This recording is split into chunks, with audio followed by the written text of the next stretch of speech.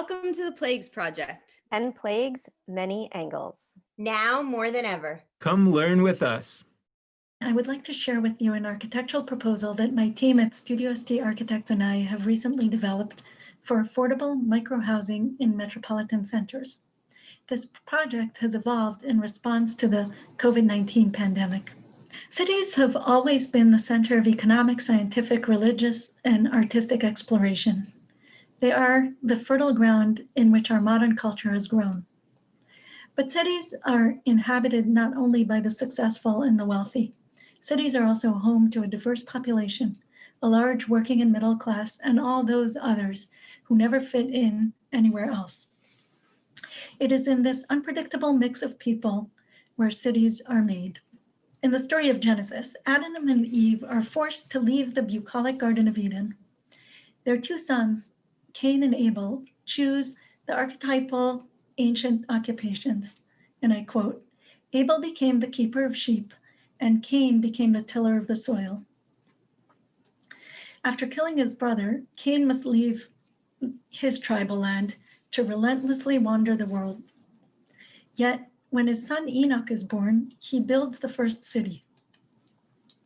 Cain knew his wife, and she conceived and bore Enoch. And he then founded a city and named the city after his son Enoch.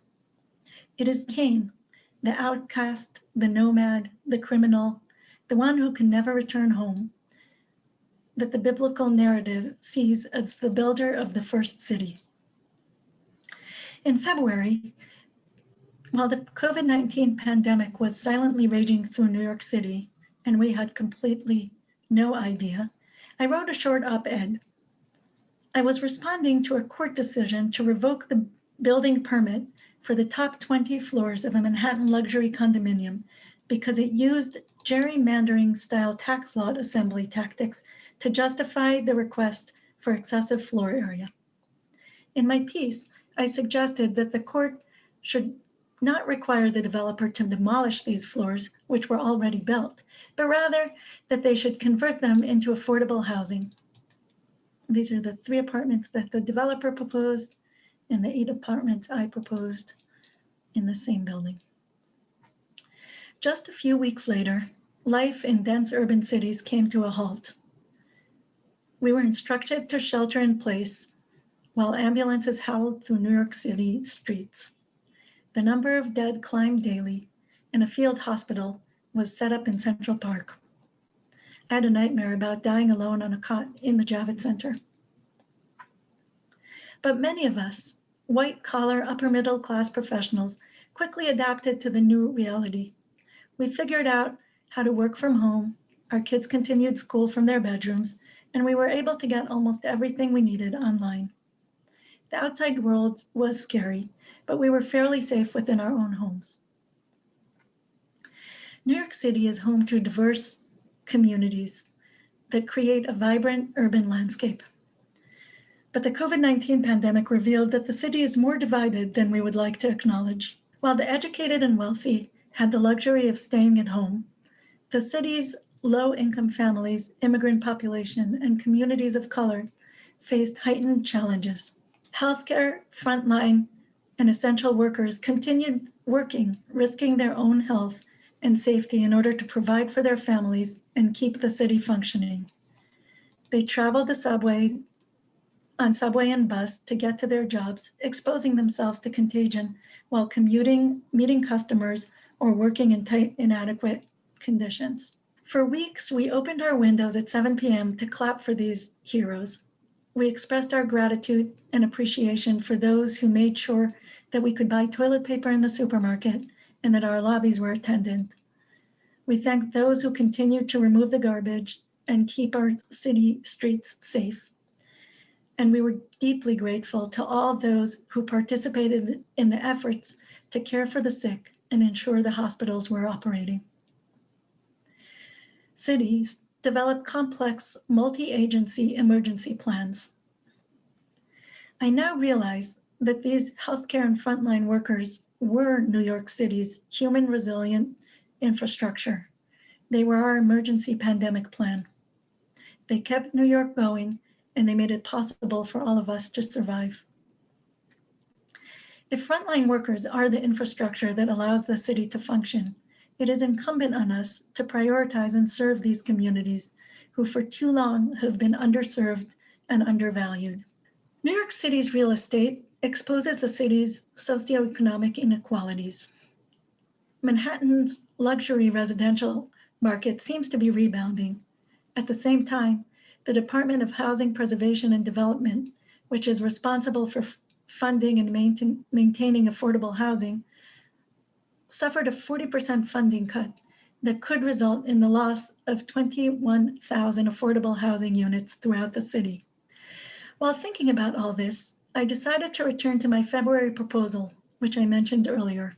There is an estimate of 12,000 newly constructed luxury residential units in New York City that remain unsold.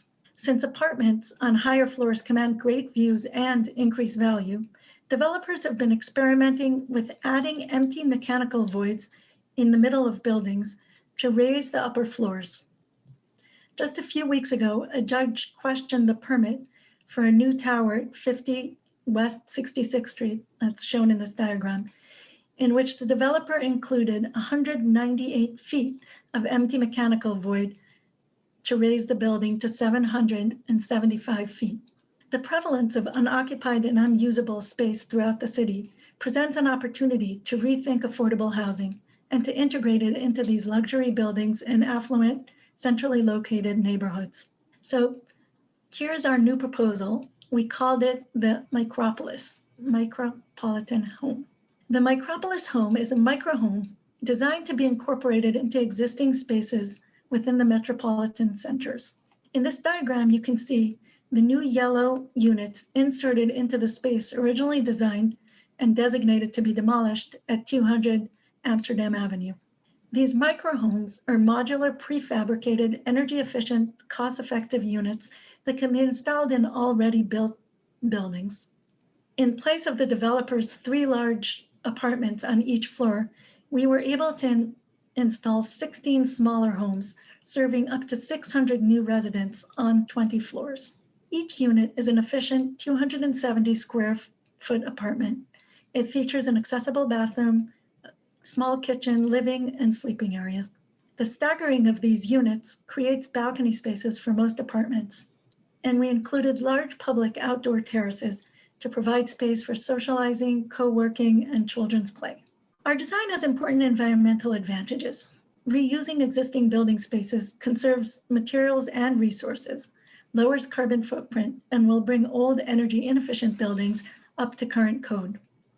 Carefully selected building materials ensure thermal insulation to lower energy use and reduce the cost of living in these microhomes.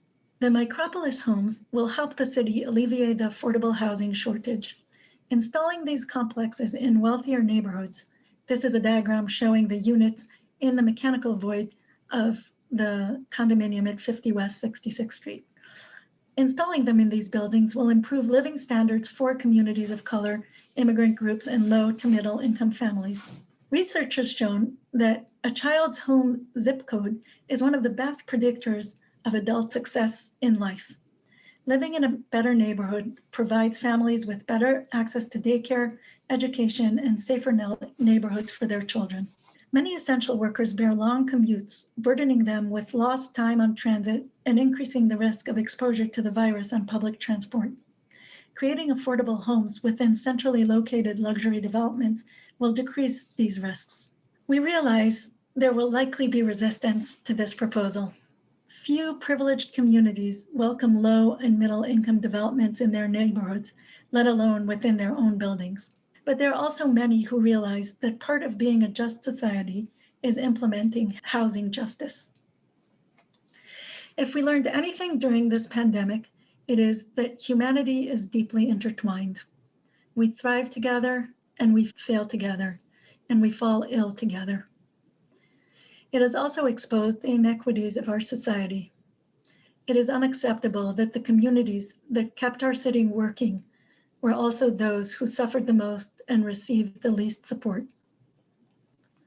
From the days of Genesis, when Cain built the first city, cities have been home to diverse groups of people, welcoming all, outcasts, nomads, and all kinds. Our modern cities, including New York, are financial, intellectual, and innovation powerhouses. But we now realize that their strength depends not only on financial profitability, but also on resilience, on the ability to withstand catastrophic and unexpected events such as the COVID-19 pandemic. It is therefore not only a moral responsibility to create more equitable housing supply, it is also a necessary part of the city's resilience plan, one that acknowledges its human capital and the central role of healthcare providers and essential workers in the city's stability. Thank you.